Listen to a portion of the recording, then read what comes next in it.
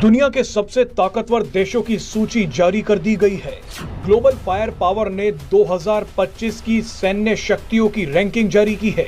इस रैंकिंग में बताया गया है कि किस देश की सेना कितनी ताकतवर है। आपको बता दें कि ग्लोबल फायर पावर की इस रैंकिंग में 145 देशों को शामिल किया गया है। लिस्ट में पहले नंबर पर अमेरिका, दूसरे नंबर पर रूस और तीसरे नंबर पर चीन है। भारत ताकतवर सेनाओं की सूची में चौथे नंबर पर है, लेकिन यहाँ एक बहुत बड़ा खेल हुआ है। भारत भले ही चीन से पीछे हो, लेकिन भारतीय सेना के बारे में एक ऐसी बात कही गई है जो पूरे देश को हैरान कर देगी।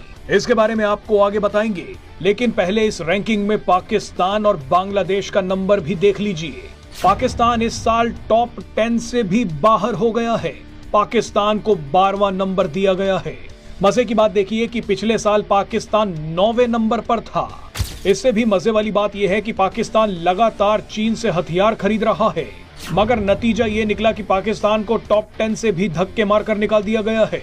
एक रिपोर्ट में दावा किया गया है कि पाकिस्तान ने चीन से जितने भी हथियार खरीदे हैं वो ज्यादातर कबाड़ हैं। भारत के खिलाफ सर उठाने वाला बांग्लादेश 35वें नंबर पर धक्के खा रहा है और ये भारत से लड़ने की बातें करते हैं।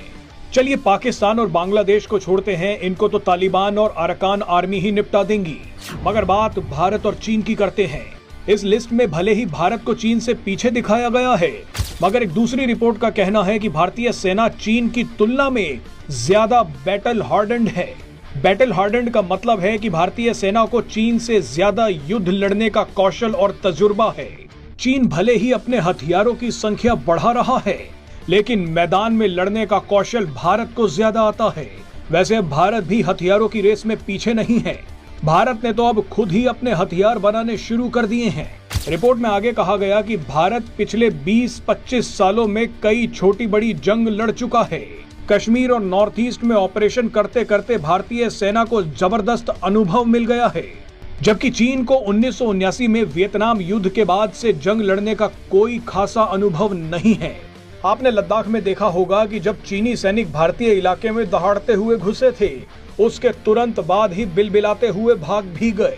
बहरहाल अब आपको भारत की एक ऐसी ताकत दिखाते हैं जिसने चीन के होश उड़ा दिए हैं।